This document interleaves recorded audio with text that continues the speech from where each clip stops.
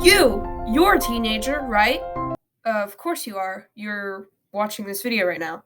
And do you know what that means? New opportunities, new things to learn, new adventures to take, and new friends to meet. Sounds fun, but do you want to know what else happens when you're a teenager in school? Relationships. Ew, gross. When you're young, you're open to new things, as that's a part of our human nature.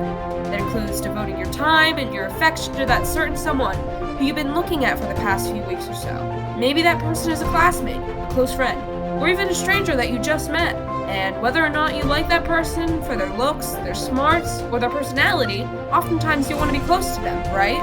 You're head over heels for them, and maybe your friends are noticing that too. Aw. But at the same time, 35% of all teenagers devote themselves to a romantic relationship, with 8% of those relationships being online. Guess I'm in the 65%. I mean, if you're in the 35% of the pie chart, then that's great. If you and your partner are happy together, then that shows your connection with one another. Remember, connections are highly important in wanting to keep a relationship long-lasting.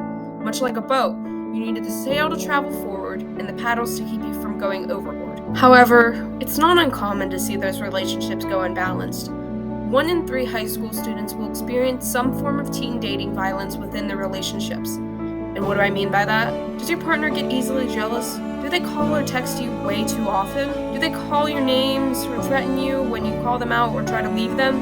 Yeah, that's what I mean. Sadly, this isn't uncommon.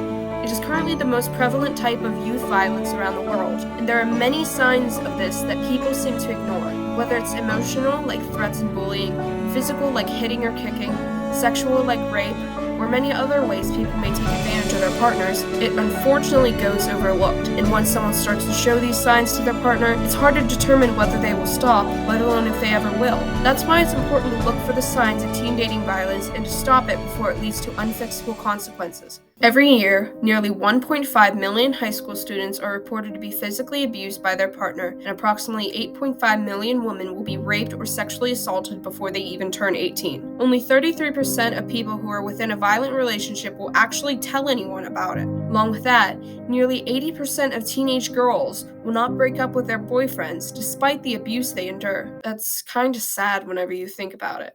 If you are stuck within a harmful relationship, it's not your fault. Tell someone about it, even if your partner threatens you and tells you not to do so. The only way it will get better is if you defend yourself.